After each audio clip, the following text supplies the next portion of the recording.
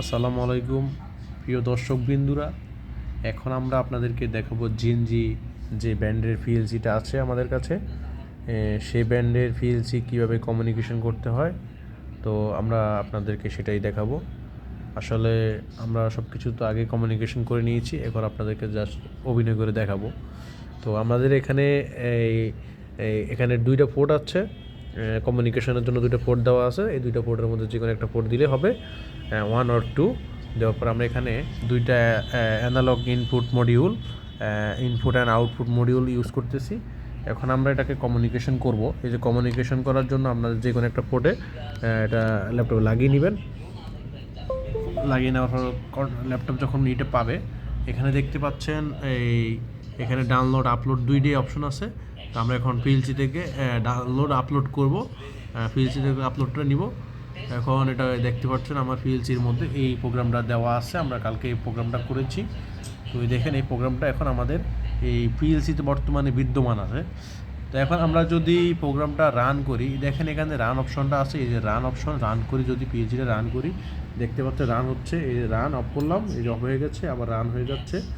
এখন আমরা যদি পিএলসিটাকে রান করি বা কমিউনিকেশন যদি করাই, দেখেন এখানে আমাদের রান হচ্ছে, সব কিছু হবে।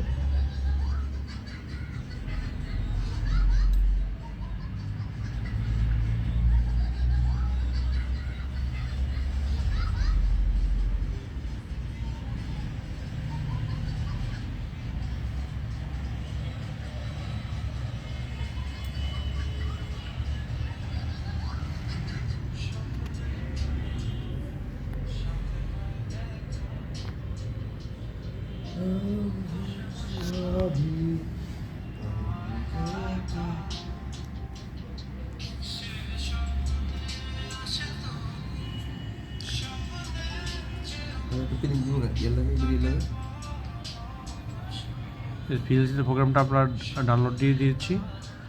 এখন আমাদের প্রোগ্রামটা রান হবে। কাকা মতে বলতে দেখা এই যে আর বাংলা এখন আমরা পিএলসিটা রান করব। এখন দেখতে পাচ্ছেন আমাদের এখানে আউটপুট একটা সিগন্যাল পেয়ে আছে, দেখতে পাচ্ছেন। এখন আমরা যখন এটাতে পুশ করাবো, দেখতে পাচ্ছেন আমরা এখন পুশ করালে